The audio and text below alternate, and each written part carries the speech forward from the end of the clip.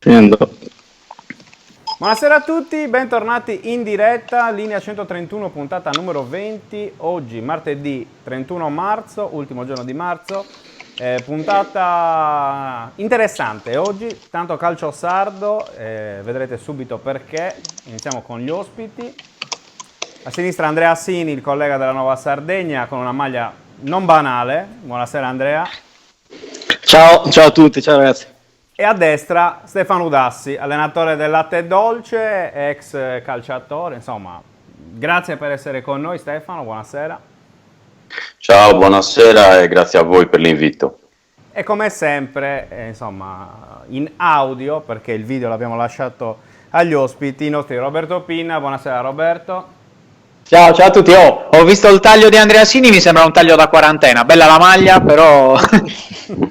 taglio tra l'altro tutto fatto da solo, ci tengo, cioè mi sono rovinato ma con le mie mani. Un taglio E Andrea Ferrari, ciao Andrea. Buonasera a tutti, io ho prenotato già il parrucchiere perché sembro Valderrama ultimamente. Giustamente, non sei l'unico Andrea, tra l'altro, insomma, però... Roberto, chiedo a te di fare una micro presentazione dei nostri ospiti perché insomma oggi è una puntata molto sassarese, come piace a te. Sì, oggi è una bella puntata, doveva essere una puntata fantastica, ancora più sassarese da un certo punto di vista, perché ci deve essere anche l'Angela con noi.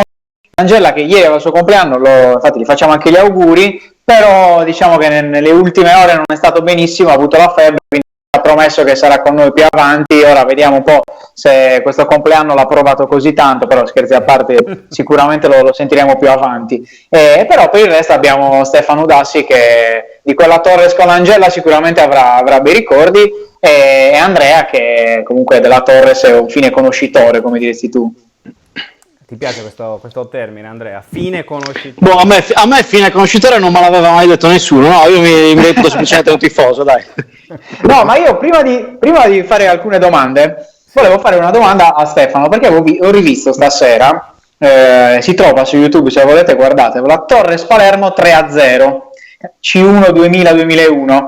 Nei primi 15-20 minuti tu mandi l'Angella a quel paese almeno 20 volte, perché ti fa 10 cross ma non ti prende mai neanche una volta. Quindi, che ricordo hai di l'Angella con te, che poi hai avuto anche a Castelsardo gli anni prima?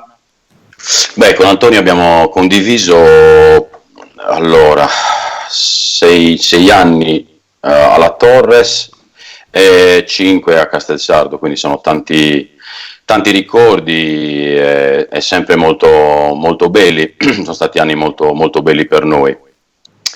Io mi arrabbiavo con Antonio perché io sapevo le sue caratteristiche e lui le mie, e anche perché mi ha fatto fare tanti gol, io ne ho fatto fare a lui, però sai, i primi 15 minuti della gara, quella gara in particolare era carica di adrenalina, e quindi i primi 15 minuti c'è ancora tanta adrenalina dentro, quindi poi ero uno che mi arrabbiavo, se non mi arrivava la palla giusta mi arrabbiavo. Io avevo 10 anni, ero in curva nord con mio nonno, fu forse una delle primissimi anni che andavo a seguire quella partita. Non so, tu Andre te la ricordi in maniera particolare? Te la posso raccontare dal primo all'ultimo minuto. No, ecco. Tutte, compresi gli assist di Stefano, che ebbe la sfortuna di non fare gol in quella partita e l'avrebbe meritato. Sul 3-0 fece un tiro da 45 metri su cui Sicignano si salvò veramente. Ti ricordi te? Sì, me la ricordo perché molti non se la ricordano, ma come hanno detto prima gli amici, sei un grande tifoso e quindi ti ricordi le cose, proprio i minimi particolari. Sul 3-0 io recuperai palla proprio a centrocampo e stavo tentando il gol, sai, proprio quei gol estemporanei, sì, il gol della vita. Mi fece una parata impressionante. Quel giorno, la verità, non essere entrato nel tabellino dei marcatori ancora oggi un po' mi dispiace, perché ci tenevo, e poi Siciliano mi fece anche altre 2 parate importanti all'inizio del secondo tempo, una su un tiro al volo al limite dell'aria e sul conseguente calcio d'angolo. Io di testa fece una parata incredibile, ma comunque vincemmo uguale, insomma, fu una giornata molto molto bella della storia della Torres. Tra l'altro Ecco, noi stiamo Stefano, ti vedendo, faccio una- stiamo vedendo le immagini, voi non le vedete ma i nostri spettatori le vedono, e adesso abbiamo appena inquadrato il terzo gol dove tu, Stefano, ricevi l'assist direttamente da Tore Pinna. Rilancio Sì. lunghissimo di Tore, tu filo del fuorigioco, cross al centro per Luca Moruso, quindi insomma un gran gol. Sì. Sì, no, vabbè, c'erano dei grandi interpreti in quella squadra, era un gruppo straordinario, spinto dall'intera città. In quel momento noi sapevamo e avevamo veramente la consapevolezza di avere una città alle spalle innamorata della squadra, e quindi questa spinta era fondamentale per noi, e quindi insomma ci diede una grossa spinta. Io ho un aneddoto che ancora oggi racconto anche ai ragazzi che guido adesso, e che tra le altre cose tanti hanno militato nella Torres. Io mi ricordo il pre-gara, e, sai, generalmente si arriva un'ora e mezza prima della gara, quindi insomma eravamo in ritiro non mi ricordo se fossimo al Marini o al Carlo Felice quel giorno. Comunque arrivavamo un'ora e mezza prima, ognuno di noi poggia le sue cose personali sul suo posto. Bruno Pala ci aveva già preparato come sempre tutto a puntino, la maglia, la sottomaglia, quindi insomma io uscii un attimino prima degli altri da solo, quindi insomma ho percorso quegli scalini un po' di volte, però quella volta lì me la ricordo come se fosse oggi, perché appena ho messo testa in campo ero io da solo, e ho ancora i brividi ora a raccontarlo. Ci fu un boato impressionante all'una, lo stadio era già pieno, e sono ricordi belli, molto belli, che ancora oggi c'era Cappioli, io ricordo il pre-riscaldamento del Palermo, quindi con lo stadio già pieno appunto all'una, Sì. Entrarono Cappioli alla grotteria, naturalmente Cappioli da ex cagliaritano, che tra l'altro aveva vissuto i derby favolosi dei fine anni 80, non venne accolto ovviamente benissimo, però ricordo benissimo la loro faccia, insomma gli occhi sgranati, come a dire: oh, ma siete già tutti qua ed è l'una e la partita è fra 2 ore. Quello me lo ricordo benissimo. Sì, vero. Ecco, ma visto che stiamo parlando anche di quel campionato, e poi in generale di quegli anni che furono fantastici per la Torres, ma in generale per lo sport sardo, il calcio sardo, ti faccio, Stefano, la stessa domanda che ho fatto anche qualche giorno fa a Marco Sanna, che abbiamo avuto con noi. Sì. Quanto siamo lontani? Perché io ho rivisto un po' quel girone C1, cioè c'erano veramente delle squadre pazzesche, perché poi era gente che ha fatto una carriera enorme in Serie A, penso a Fini, che era l'Avellino, c'era Mascara, c'erano veramente sia Catania, Palermo, Messina, avevano veramente degli squadroni. Quanto siamo lontani adesso a livello di C, e ancora di più magari, visto che tu lo stai vivendo in prima persona, in D, rispetto a quegli anni? Cosa è successo? Perché si è creato questo solco così netto magari tra la B e le altre categorie? Ma io credo che sia un discorso di programmazione, fondamentalmente, oltre che di risorse. Però in alcune situazioni le risorse ci sono, ma si guarda nell'immediato, secondo me, e non abbiamo la lungimiranza di costruire delle basi solide sotto. Quindi secondo me è proprio un discorso di programmazione. Guarda, oggi così tanto stiamo chiacchierando, proprio una chiacchierata. Questi giorni ho letto il libro di Cruyff, che è stato un calciatore straordinario sotto l'aspetto tecnico, ma è stato un allenatore, un dirigente illuminato. Io non so se magari qualcuno di voi l'abbia letto, io non leggo solo sport, solo calcio, e quindi già da lì ti rendi conto, cioè lì stiamo parlando di grandi realtà, no? Lui ovviamente parla di Ajax e parla di Barcellona, però io dico, dobbiamo essere bravi a copiare, ovviamente nel contesto, cercare veramente, secondo me è la programmazione che fa la differenza, al di là ovviamente anche di quello che sono di quello che è la forza economica delle persone, la competenza, quindi mettere le basi e programmare con le persone competenti. Roberto? Francesco? Ah, ok. No. Mi lasci la patata bollente. No, è chiaramente quello che ha detto Esatto. Stefano. Ma io non credo che sia una patata bollente, scusate se vi interrompo. Prego. Io non credo che sia una patata bollente. cioè, secondo me non è così difficile. Nel senso che ci sono delle realtà che hanno delle potenzialità, no? Vanno sfruttate le persone che hanno competenze. Ognuno di noi ha delle competenze, no? Quindi se mettiamo le persone giuste nel posto giusto, che sanno, in questo senso, in questo caso di calcio, insomma, secondo me è già un passo importante. No, volevo chiedere io ad Andrea Assini cosa pensa di quello che ha appena detto mister Udassi. No, beh, sulla programmazione è chiaro che non c'è assolutamente niente da dire, sposo in pieno quello che ha detto Stefano, però vorrei aggiungere anche un'altra cosa. Io in generale non sono un grande, come dire, cioè, mi reputo un romantico, perché il mio legame col calcio risale a quelle partite là, ecco, molto più che non alle partite di oggi, però non sono tra quelli che dicono che necessariamente il calcio di prima, la Torres del 2000 era più forte di quella del 2006 che stava comunque per andare in B, la Torres dell'87-88 dei derby col Cagliari era necessariamente più forte di quella del 2000. No, però c'è anche un criterio meramente numerico che porta le serie minori ad avere una qualità più scarsa. Prima le rose erano Serie A a 16 squadre e 16 giocatori per rosa, fatevi i conti di quanti giocatori vengono. Serie B 18 squadre, 16 giocatori per rosa, fatevi i conti di quanti giocatori sono. Serie C 2 gironi da 16 con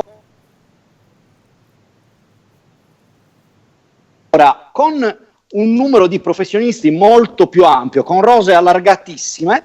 È chiaro che quelli che oggi sono in C magari un tempo sarebbero stati in D. Cioè, se il giocatore numero 300 della scala gerarchica ipotetica di bravura del campionato italiano oggi è in C, un tempo sarebbe stato molto più giù.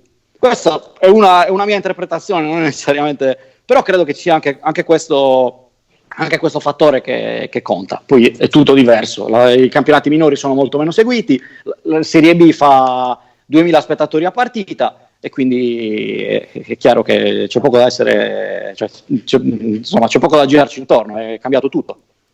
Sì, è cambiato tutto, probabilmente lo vediamo anche, insomma, nel quotidiano, appunto, come dicevi tu Andrea, dalla Serie B, dove ci sono stadi che forse 10 anni fa, forse neanche in Serie D, si sarebbero visti, e la gente sta a casa a non vivere più atmosfere come invece quella famosa Torres Palermo con... a proposito di questo del campo, se vi riguardate quelle immagini, perché quest'anno ci sono state diverse polemiche sul campo del Vannissan, anche il giorno di Torres Palermo non è che il campo fosse in condizioni fantastiche, perché se vi guardate le immagini era abbastanza però al tempo facevano quasi sempre giocare il sabato la Torres femminile, e onestamente soprattutto quella partita risale a gennaio 2001, quando si giocava nel periodo di pioggia, il campo soffriva, anche se poi l'Acquedotto ha sempre avuto un drenaggio eccellente, però poi quando le zolle saltano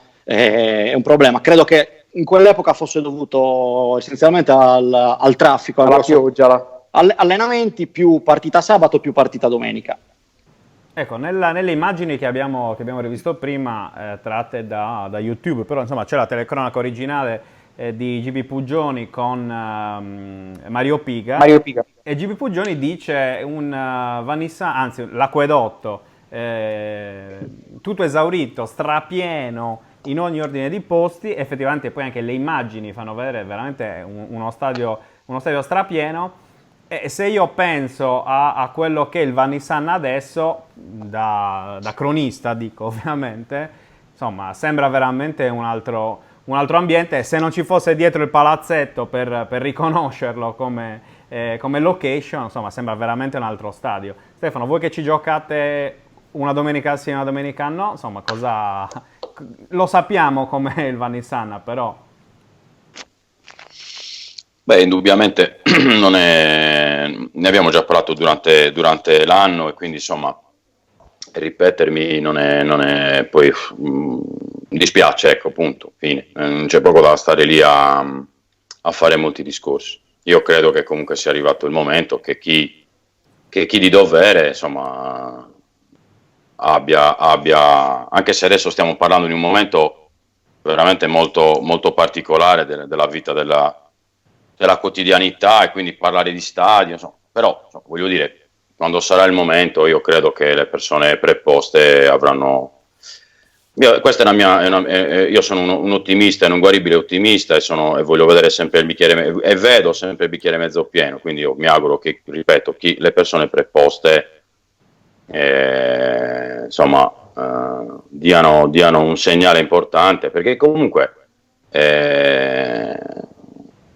la Torres, il Sassari, le due squadre di Sassari in questo momento si riconoscono in quello stadio, soprattutto la Torres, perché comunque è sempre stato lo stadio della Torres. Adesso il Latte Dolce in questi anni, insomma, ci gioca, però insomma quello è lo stadio della Torres, nessuno lo può negare. Quindi insomma noi ci auguriamo che lo stadio in tutte le sue sfaccettature, quindi gradinate, curva, insomma, possa dare anche un'immagine diversa, più accogliente, ecco, insomma. Ecco, visto che hai parlato un po' di questo, anche un po' di attualità, che fondamentalmente poi, come dicevi tu Stefano, il calcio passa assolutamente in secondo piano in questo momento, ti volevo chiedere però se hai più o meno un'idea di secondo te come andrà a finire questa annata in Serie D. No, io credo, voglio essere sempre ottimista, ma credo, insomma, che i presupposti per ricominciare non ci siano. È molto difficile che si possa ricominciare per una serie di motivi svariati, che sono quelli del tempo che si restringe sempre di più, anche se noi, come addetti ai lavori, qualche tempo fa avevamo detto in maniera molto ottimista che dopo Pasqua magari saremmo potuti riuscire ad andare in campo ad allenarci e ricominciare i primi di maggio, e in un mese e mezzo disputare le 8 gare che mancavano, magari buttarlo dentro qualche turno infrasettimanale, anche perché noi siamo tesserati fino al 30 giugno, quindi insomma in un mese e mezzo, partendo da maggio, si poteva fare. Io credo che adesso i tempi si stanno allungando in maniera esponenziale e credo sia difficile poi andare a concludere i campionati. Come dicevo anche in settimana in un'altra intervista, mi metto anche nei panni un po' di chi deve decidere. Non sarà assolutamente facile, perché veramente alla fine si scontenteranno un po' tutti. Non è una scelta assolutamente facile. C'è chi dovrà prendere decisioni, saranno delle decisioni che sono sofferte anche per chi fa calcio, chi fa sport in generale, ecco, insomma. Ecco, visto che soprattutto quando si è concluso, diciamo che un piccolo sassolino, stiamo parlando di cose positive, oggi vogliamo fare così, un piccolo sassolino con la partita della Turris ve lo siete tolti?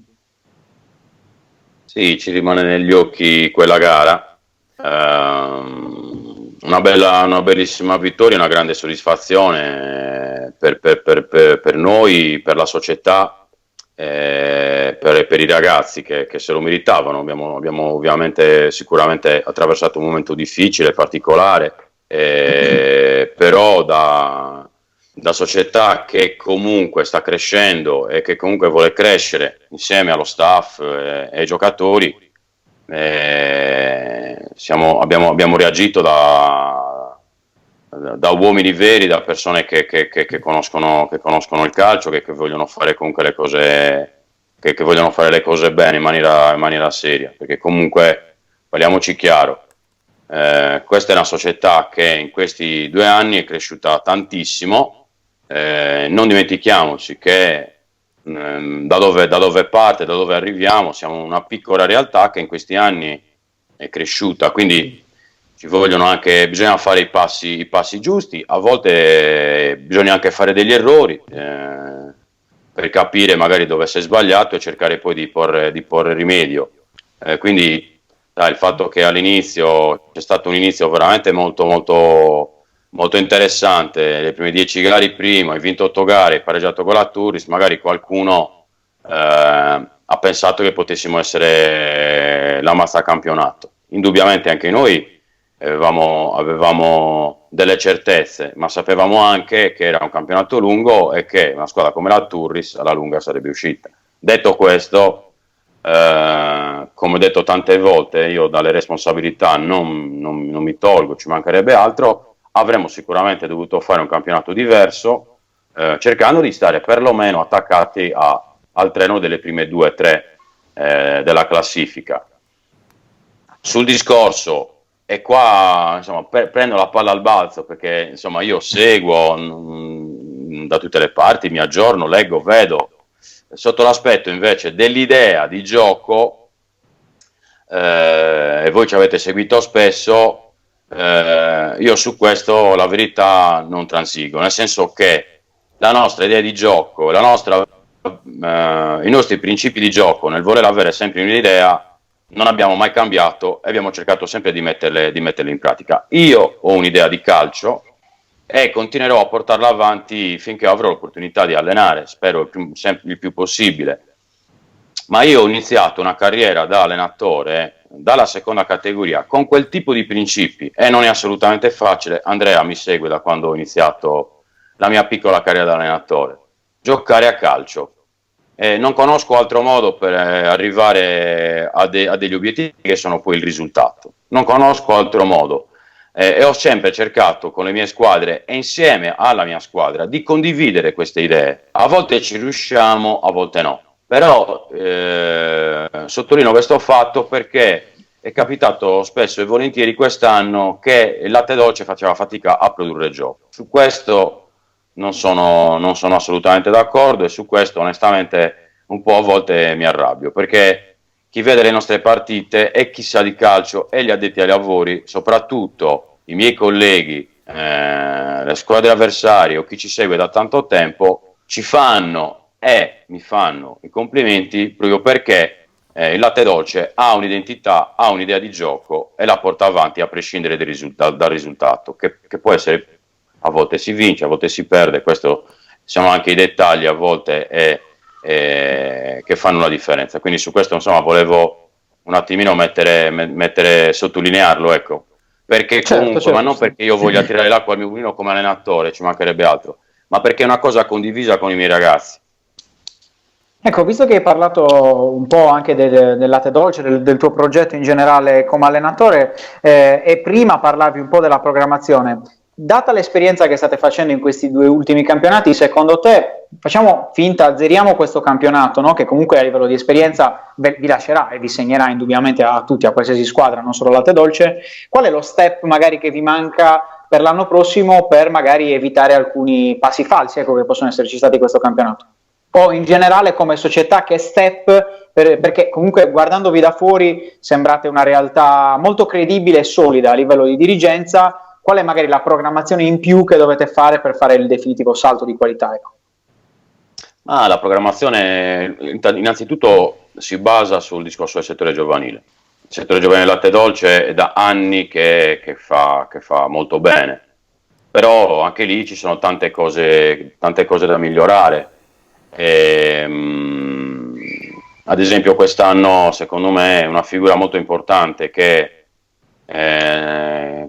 insomma ha iniziato il suo percorso di lavoro nel settore giovanile, è quella di Gabriele Setti, che è il responsabile del settore giovanile. Gabriele è un uomo di calcio, una persona molto intelligente, che sta iniziando un percorso e sta iniziando a fare un lavoro molto importante, e quindi alla lunga questo tipo di lavoro darà i suoi frutti, perché ha un'idea che comunque è condivisa anche dal resto dello staff tecnico, che è anche quello della prima squadra, perché è un lavoro che si fa su tutta la linea, e quindi quella è la base del settore giovanile. Per quanto riguarda il discorso, lo step successivo è la crescita a tutti i livelli. Bisogna anche capire dove vuole arrivare Sassari, cosa vuole fare Sassari. Intendi anche a livello di diffusione tra più squadre, perché anche in un momento storico, io dico anche in un momento storico come questo, no? Anche a livello di tessuto sociale e di risorse, io credo che sia il momento che insomma le parti si siedano a un tavolo e decidano. Io la penso uguale. Andre, tu su questo argomento sicuramente sei anche abbastanza interessato, come la pensi? sull'argomento fusione?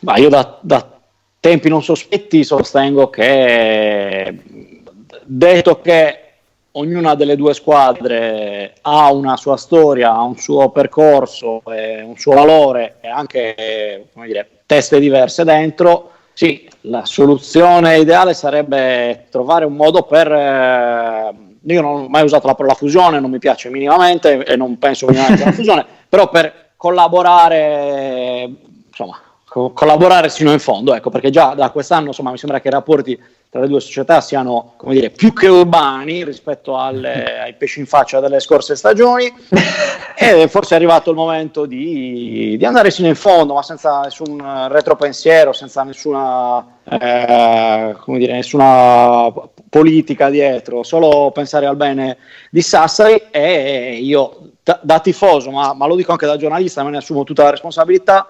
Il calcio a Sassari è a Torres e quindi Stefano credo che lo sappia benissimo, il calcio è inteso a certi livelli e per questo dico che il Latte Dolce ha anche una sua dignità importantissima che ha costruito negli anni come squadra di quartiere, tra virgolette, perché poi non rappresenta più soltanto un quartiere, come squadra che può fare tantissimo per i giovani in città, per i giovani del territorio e recitare un ruolo importante nei campionati dilettantistici. Io se penso alla Torres non la penso più, perché non la penso più nei campionati dilettantistici, onestamente.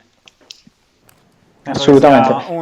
Abbastanza chiaro come quadro, Rob. No, ma poi noi quest'anno abbiamo fatto forse 2 dei 3 derby, se non sbaglio, correggimi Francesco, sì. A Sassari e paradossalmente è stato anche fantastico rivedere un po' l'atmosfera che c'era in piccolo, perché non possiamo paragonarla magari ad altri anni, però c'è stata proprio una bella atmosfera in città, credo che in generale con una collaborazione a stretto contatto, come l'ha chiamata Andrea, si possa riportare un po' di quell'entusiasmo che oggettivamente in alcuni campionati è mancato, ma non per colpa delle persone, ci mancherebbe altro, ma perché poi anche le squadre a volte tendono a sì, ma guarda che l'entusiasmo, scusa se ti interrompo, l'entusiasmo c'è stato a buonissimi livelli anche 2 anni fa, quando la Torres ha vinto l'Eccellenza, che è un campionato per carità dignitosissimo, ma davvero basta. E la Torres che l'ha vinto ai playoff ha portato 1 migliaio di persone in trasferta, aveva 3-4 mila persone in casa.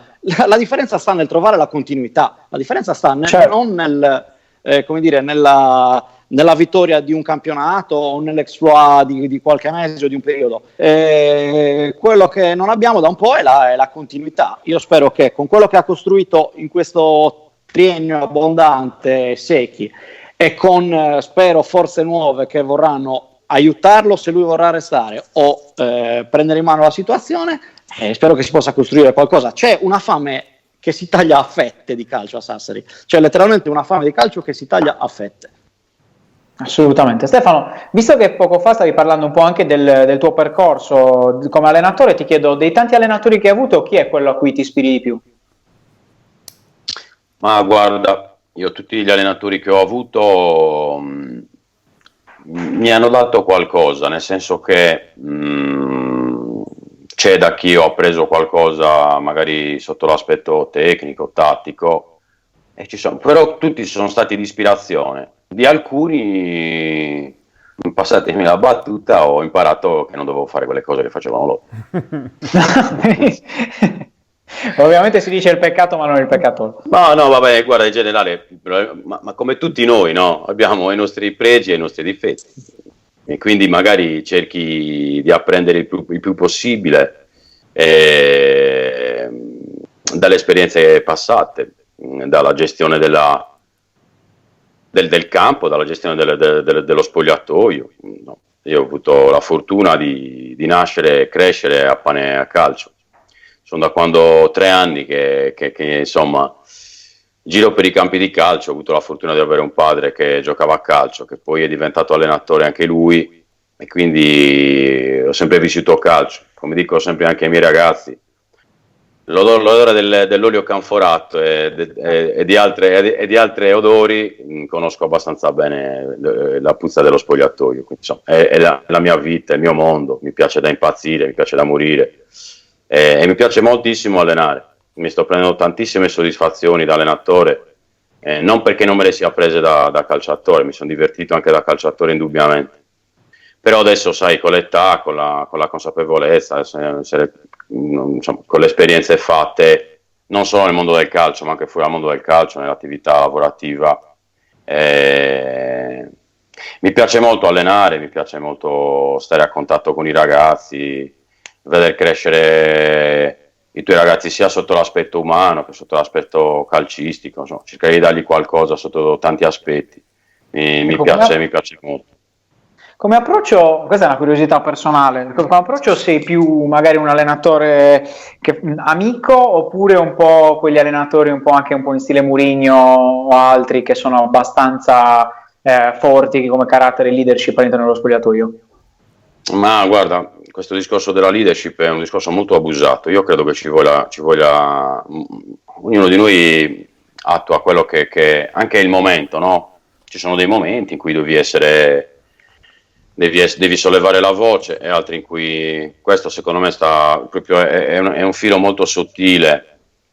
Ci sono dei momenti in cui serve che devi sollevare un attimino la voce, ci sono quei momenti in cui invece devi dare la pacca sulla spalla. Quella è la sfida, è una sfida veramente molto bella. Io sotto questo aspetto qua, dell'aspetto psicologico e mentale, ci lavoro tantissimo, perché secondo me è una cosa molto molto molto molto importante, perché posso avere tante conoscenze di moduli, di proposte da fare negli allenamenti. A me piace ad esempio cambiare spesso le proposte di allenamento, avendo sempre ovviamente una linea guida, perché ad esempio ho avuto degli allenatori con la quale, cioè, io sapevo già tutte le settimane, tutti i santi giorni, che quello era sempre lo stesso allenamento. Alla fine diventa un qualcosa di meccanico, no? E ti annoi un po'. Io non voglio che i miei giocatori, i miei ragazzi si annoino, anzi che vengano al campo per dire: oggi cosa ci fa fare il mister? Vengono con l'entusiasmo di sapere che dobbiamo imparare qualcosa o portare a casa qualcosa in più. Però insomma non è che mi riconosco in Tizio o in Caio, insomma, cerco di essere equilibrato. Quando ci vuole il bastone ci vuole il bastone, quando ci vuole la carota ci vuole la carota. Quindi insomma essere bravo in questo, ma io credo che più che essere autoritario ci vuole autorevolezza, cioè devi essere autorevole nei loro confronti, devi essere soprattutto te stesso ed essere credibile. Che hai parlato di allenamenti. E parlato di allenamenti, noi da poco abbiamo intervistato, poi è intervenuto anche con noi Alessandro Cozzula, che lui oggettivamente è il vostro preparatore ed è molto, diciamo, all'avanguardia per quanto riguarda la preparazione atletica, anche per il livello della Serie D, credo sia ottimo. Tu in questi giorni stai seguendo insieme a lui in video chat i ragazzi, oppure li contatti diversamente, li senti diversamente? Cioè, come stai, diciamo, interagendo in questo periodo a distanza con la squadra?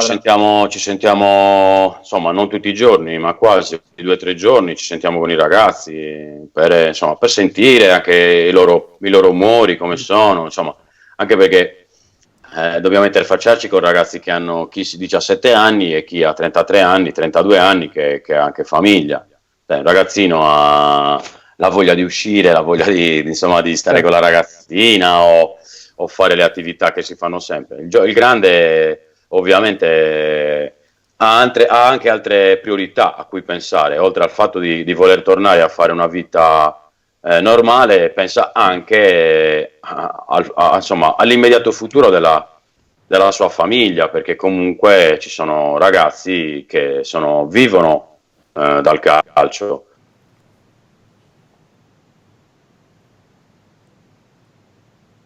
Sia diventata un lavoro, la fortuna e la bravura anche, che questa passione smisurata che abbiamo per il calcio sia diventato per noi un mestiere, quindi vivono dal calcio, insomma sono anche abbastanza preoccupati, quindi c'è da stare attenti anche a queste cosettine qua, e quindi gli siamo vicini, il prof, sotto l'aspetto insomma che li riguarda, ma anche ovviamente anche lui fa le sue chiacchierate come siamo abituati a fare. Per quanto riguarda il lavoro che loro fanno, è il lavoro quotidiano, insomma, che si può svolgere a casa nei limiti del possibile, ma voglio dire, lo farebbero in ogni caso, perché comunque chi è sportivo e atleta ha voglia sempre di fare qualcosina. E quindi insomma col prof già da 2 anni collaboriamo insieme e ci siamo trovati veramente molto molto molto bene nella proposta di lavoro. Io Francesco? volevo chiedere invece ad Andrea Sini, siccome prima Stefano ha detto Andrea mi segue da tempo, mi conosce da tempo, volevo chiedere cosa rappresenta Stefano Dassi per il calcio sassarese? Cioè proprio sia dal punto di vista di giocatore soprattutto e anche poi da allenatore, perché si dice spesso che essere profeti in patria, insomma, non è così semplice. Sì, non è per niente semplice e infatti Stefano l'ha assaporato sulla sua pelle, perché Stefano prima di diventare giocatore della Torres ha girato tutta la Sardegna, non ha fatto le giovanili della Torres, quando è arrivato alla Torres è arrivato, io me lo ricordo bene, poi con lui ci scherziamo, però la gente, qualcuno in tribuna murrugnava, giusto? Si lamentava, perché la gente dai sassaresi pretendono sempre tantissimo, poi lui, grazie alla sua testardaggine e alla sua bravura, è riuscito a farsi amare, a farsi apprezzare, al di là di tutto, perché lui poi, insomma, lo vedete molto pacato, molto tranquillo, ma ha un bel carattere, Ce lo conosciamo. in campo, Sì, un in po' ce ne siamo panchina. accorti, Andre. Quest'anno un po' ce ne siamo Esatto. accorti. Prima Scherzando, dicevate, mandava a quel paese l'Angella, ma lui in campo era uno che pretendeva veramente tantissimo dai suoi compagni, ma anche perché dava tantissimo. Se voi vi andate a vedere le statistiche di Stefano negli anni della Torres, ma penso la stessa cosa di quando giocava nel Castelsardo o nella Nuorese, guardate le presenze e i gol suoi, però guardate anche le presenze e i gol dei compagni di reparto.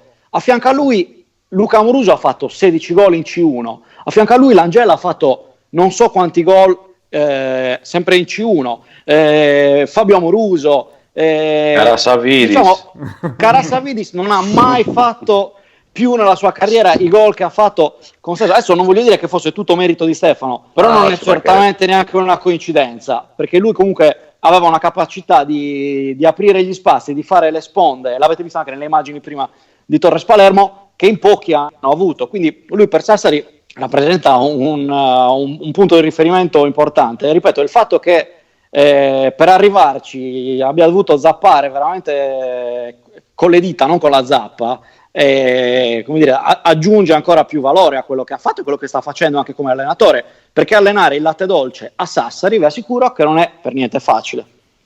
Ecco, su questo volevo chiedere proprio a Stefano se non pensa di essere tornato in C2 o comunque in Serie C a livelli, insomma, da titolare, diciamo così, troppo tardi dal certo punto di vista, perché tu hai iniziato, ricordiamo la tua carriera, hai iniziato in Serie C2 a Cagliari, La Palma, poi a Olbia e poi hai dovuto, come ha detto Andrea, insomma, hai dovuto zappare un bel po' insomma, in Serie D o comunque non in Serie C prima di trovare la maglia numero 9 della Torres. Beh, ho dovuto fare 70 gol in 5 anni in Serie D col Castelsardo. Ma guarda, io sono uno molto pratico, non guardo indietro e non vivo di ricordi, perché quello che è stato, ripeto, come ho detto, mi sono preso tante belle soddisfazioni. Diciamo che la mia fortuna è stata quella di arrivare alla Torres a 27-28 anni. È stata la mia fortuna perché avevo già 10 anni di calcio alle spalle, quindi diciamo che lo zaino tattico me l'ero portato appresso per avere l'opportunità di in quel momento di sopportare le pressioni che erano tante, perché se torno indietro da poco, insomma, ho messo un po' da parte gli articoli che i miei genitori, con grandissima passione, gli articoli di giornale che loro ritagliavano, e li ho messi un po' in ordine. Ho guardato e dicevo, mamma mia, guardate che ogni giorno, cioè la Torres era veramente un qualcosa, il tessuto sociale, cioè la Sassari viveva anche di Torres, in tutte le sue sfaccettature, quindi c'erano interviste continue, domande, insomma, la città era molto polemiche, vicina. perché poi quello no, si vive, certo. Polemiche, certo, assolutamente. Beh, guarda, il primo anno di Torres, cioè, ripeto, io arrivavo da 10 anni di campionati divisi equamente tra Serie D e Serie C, insomma, arrivavo con un curriculum non da poco, ripeto, avevo fatto già quasi 100 gol in carriera, quindi non è che ero uno di primo pelo. Il primo anno che io arrivai alla Torres, il primo anno non è stato subito rose e fiori, tutt'altro. Io però mi misi, come mi sono sempre messo e posto, non ho mai anteposto l'io a noi. Quindi l'allenatore di quel tempo, che era Alberto Mari, un giorno mi chiese di fare la sinistra, un giorno la destra, un giorno la punta centrale, un giorno quello, un giorno quell'altro. Per farvela breve, Dolcis in fondo, partita in casa con la Viterbese, che era uno squadrone, vincevamo 1-0. Io quel giorno feci l'ala sinistra, feci l'assist per Massimiliano Pani dell'1-0. Secondo tempo, a mezz'ora dalla fine, entrò Liverani nella Viterbese. Mister Mari mi fa: tu prendi a uomo Liverani. Io, mister, sì, prendi a uomo Liverani. Va bene, mi sono messo lì a fare battaglia con Liverani e a fare il difensore su Liverani.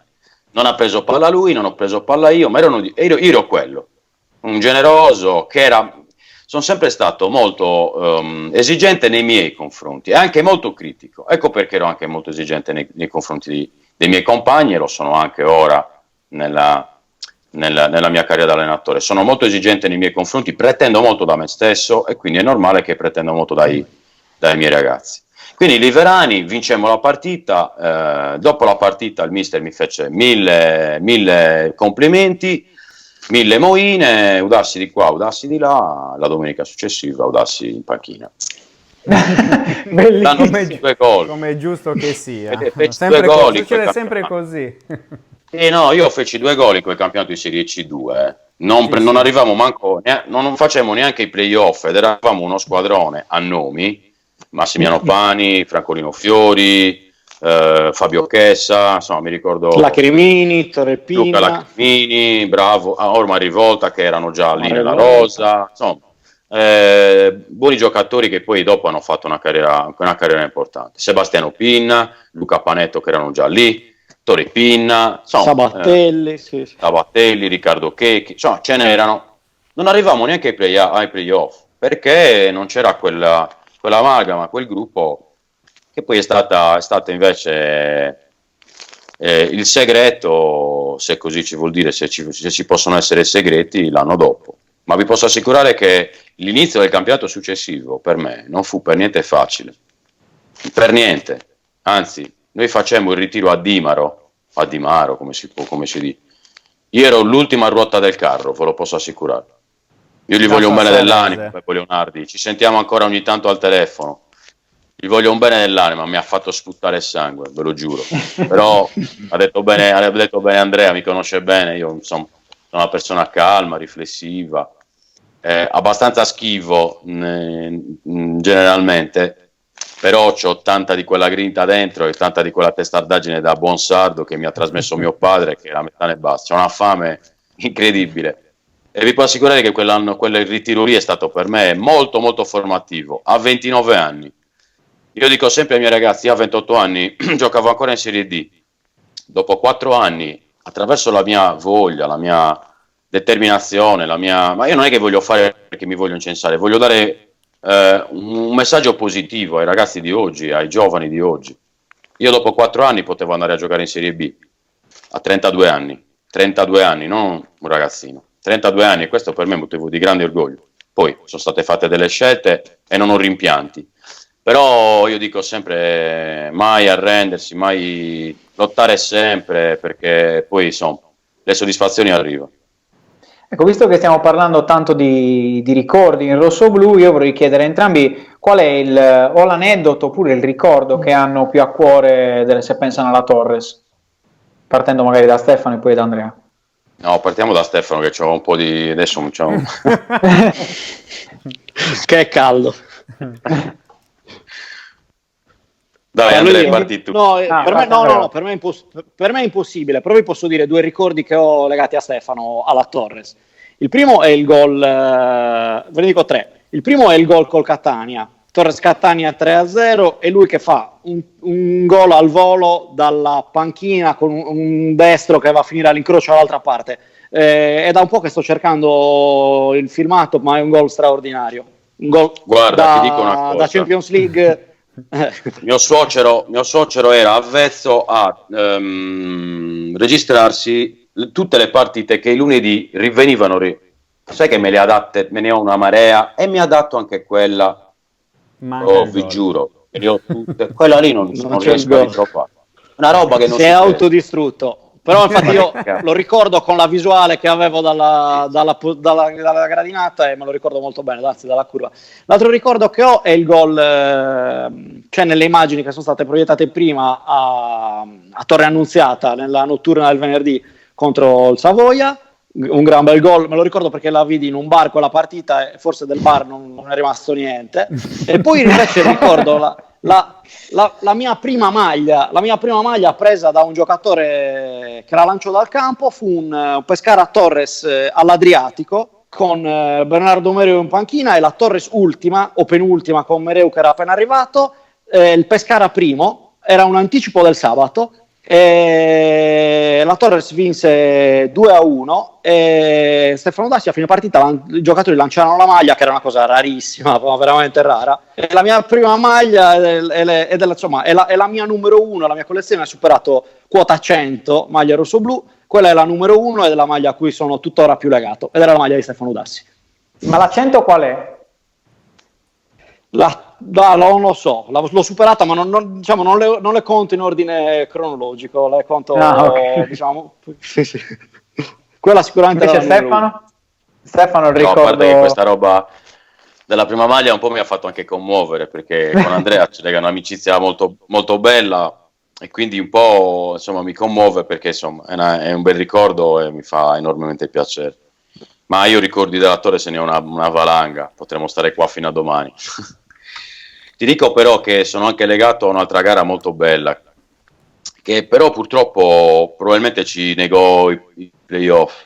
La partita in casa la partita successiva a Torre Annunziata, dove io feci quel gol, mai gol, insomma ne ho fatto tanti, però mai banali, la verità. La parte è questa. La partita successiva giocammo in casa con la Nocerina. In maglia arancione. Maledetti. Noi a Torre Annunziata, come hai detto tu, le maglie non è che noi ne avessimo tante, quindi insomma, quando le dava, però anche a Torre Annunziata andammo anche quella volta a dare le maglie, quindi rientrammo il martedì mattina, perché giocammo invece in posticipo a lunedì, rientrammo e apriti cielo Bruno Pala. Perché era un casino, quindi durante la settimana con lo sponsor tecnico e ci presentammo al primo tempo con le maglie arancioni. Non vi posso raccontare, tra il primo e il secondo tempo Beppe Leonardi è andata la storia. La tattica, insomma, per cambiare quell'inerzia di quella partita fu il cambio delle magliette, che purtroppo comunque ci negò quella partita. Se noi avessimo vinto quella gara in casa con la Nocerina, avremmo raggiunto i playoff, e ai playoff noi eravamo forti quell'anno. Per la cronaca, con la partita 2-2 con doppietta di Udassi, esatto, sono legato a quella gara perché io feci 2 gol e feci veramente una gran bella partita, e ricordo molto bene il giorno dopo l'articolo a firma di Francesco Pinna, che insomma mi aveva fatto molto piacere, perché era veramente un articolo molto bello, che diciamo ancora poi ne ho fatto altri 4 anni di torto, ci mancherebbe altro, però mi ripagava un po' di quei sacrifici fatti soprattutto all'inizio, quando ho mangiato un po' di terra. No, io invece volevo chiedere a Stefano, siccome ne parlavamo stasera mentre facevamo il test Skype per questa chiamata, questa diretta, della sua esperienza cagliaritana, perché lui ha fatto comunque un anno alla Palma in una squadra che è comunque nella storia del calcio sardo, perché di fatto è stata per un paio d'anni la seconda squadra di Cagliari, salvata in C2 e poi sparita. E c'era anche uno Stefano Udassi veramente giovane.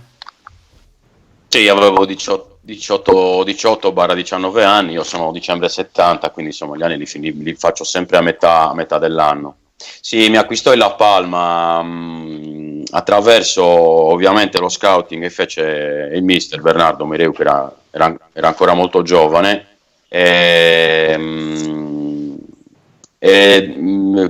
Capita, l'ex dirigente della Palma, nonché giornalista di Rai 3. Sì. Antonio. Insomma, loro mi videro giocare con Littiri e poi mi seguirono per un bel po' e poi decisero di acquistarmi, anche se io avrei dovuto andare fuori dalla Sardegna, perché io ero andato prima, io avevo fatto 2 anni di Serie D a Littiri. Il primo anno 16 anni giocai poco, il secondo anno 17 anni giocai titolare e feci 10 gol quell'anno in Serie D, e quindi un arbitro di quel campionato che faceva da visionatore, diciamo, non era neanche visionatore, diciamo che indicava, insomma io andai a Padova, avrei dovuto andare lì per una settimana e invece rimasi un mese. Insomma, io ero praticamente d'accordo con la società, con il direttore sportivo che al tempo era Gradi, che era uno, insomma,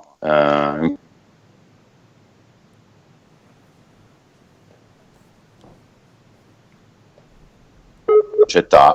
Littiri, insomma, non si rimise d'accordo con il Padova, io quindi non andai, dico la verità, lì un po' di rammarico ce l'ho, perché sarebbe stata un'esperienza molto molto formativa, uscire subito dalla Sardegna, 18 anni, mi ero appena diplomato, quindi anche con la scuola ero già abbastanza tranquillo, però insomma andai a Cagliari con moltissimo entusiasmo, perché era una realtà molto bella, familiare, allo stesso tempo ti dava l'opportunità di crescere in maniera serena, però in un ambiente professionale che stava crescendo molto, con mister Mereu, che insomma io con lui ho condiviso degli anni straordinari durante tutta la mia carriera da giocatore in altre realtà, però quella era una bella realtà. Io ho fatto solo un anno a Cagliari, perché poi noi ci salvammo, la Palma si salvò sul campo quell'anno, ci salvammo all'ultima giornata, vincemmo 1-0 a Cogliopelli a Santa Croce sul'Arno contro la Cogliopelli. Indovinate chi fece gol? Stefano Udassi. No, a parte questo, poi però il presidente dell'epoca che aveva preso in mano un po' la situazione, vendette il titolo al Novara, che era retrocesso quell'anno, e quindi il Novara acquisì il titolo della Palma acquistando il titolo dalla Palma, e la Palma sparì. Noi ci ritrovammo in mezzo al niente, perché noi eravamo, insomma, la Palma aveva preso 4, 5, se non 6 tra i più forti giovani di sardi di quel tempo. Stiamo parlando di Luca Panettiere, che magari a voi non, insomma, come nomi, però al tempo Luca Panettiere era un difensore molto bravo, di Alghero, roccioso, forte. Massimiliano Niedu, Tore Napoli, Beppe Soggiu, Mauretto Lacconi, me ne sto dimenticando, Alberto Carta. Erano giovani veramente molto interessanti. La Serie C di quel tempo, penso che noi ci salvammo all'ultima giornata, ma se io ripenso alla squadra di quel tempo, era uno squadrone davvero. Giuseppe Mura, Giuseppe Nioi, magari mi sto dimenticando qualcuno, Corrado Esposito, me li ricordo veramente tutti, gruppo straordinario, ragazzi, guarda, un'esperienza bellissima. Ma io ricordo tutte le mie esperienze da calciatore, tutte veramente molto belle, ricordo tutti, perché è stata una scuola di vita, un'esperienza bellissima, una grande esperienza. Scuola di vita, l'esperienza, vedi, sul campo fa tutta la differenza. Perfetto, siamo in chiusura. Io ringrazio davvero Stefano Udassi, allenatore del Latte Dolce, ex calciatore della Torres e di tante altre squadre, come abbiamo sentito, per essere stato nostro ospite in questa piacevole diretta. Quindi grazie mister e alla prossima. Grazie a voi. Ho passato un'ora molto, molto carina, molto bella. Grazie a tutti voi, ad Andrea un saluto, insomma, affettuoso, ma anche a voi. Si spera di rivederci presto sui campi a battagliare, dai. Grazie anche mister. Torneremo a dargli fastidio sul gioco la prossima volta, ovviamente scherzo. Hai capito? Però mi hai capito, sei una persona intelligente, mi hai capito? Lo sa che a me piace il confronto. Sì, no, anche a me, io sono uno che a me piace il confronto, però avere il confronto, capito? Se io confronto, ragazzi, sapete come, non voglio fare il saccente, ho qualche anno più di voi, però io sono uno che si mette sempre molto a disposizione. Andrea e io abbiamo conosciuto un allenatore che io stimo tantissimo, però quando andavo a fare le interviste, mi sbaglio Andrea? No, capito benissimo. Ok, ma per me uno degli allenatori più bravi che ho avuto e avrebbe dovuto fare una carriera completamente diversa, un grandissimo allenatore sul campo, una persona fuori dal campo straordinaria con dei principi straordinari, arrivava alle interviste ed era un casino, ok? Perché proprio non gli entrava in testa. Io, se vedete, ho un approccio sempre molto pragmatico, mi metto a disposizione di tutti, perché comunque ho grandissimo rispetto del vostro lavoro. Cioè, se io devo parlare di calcio e devo parlare di moduli oppure di principi, mi piacerebbe che voi foste presenti a tutte le partite, ok? Tutte, in casa e fuori. Lo so che non è facile. E soprattutto vedere come si allena una squadra. Allora lì diventa molto molto carino. Cioè, per dire, a me, e chiudiamo, ci mancherebbe altro. Gasperini. A me piace tantissimo Gasperini, ma è riduttivo vedere solo le partite. Noi le vediamo in varie sfaccettature. Ieri ho visto un video, insomma, per studiare un po', no? Perché cerchiamo di studiare in questo periodo, di immagazzinare più nozioni possibili. Però la cosa fondamentale, oltre alla gara, è ma com'è possibile che arriva a quello? Attraverso che cosa? Come li allena i suoi ragazzi? Capito? E anche per voi, no? Per la vostra anche crescita professionale. Sarebbe carino, sarebbe bello, anche per noi farebbe piacere. Dico, ma come si allena la squadra in questo caso il Latte Dolce? Per arrivare a quello, si allena male?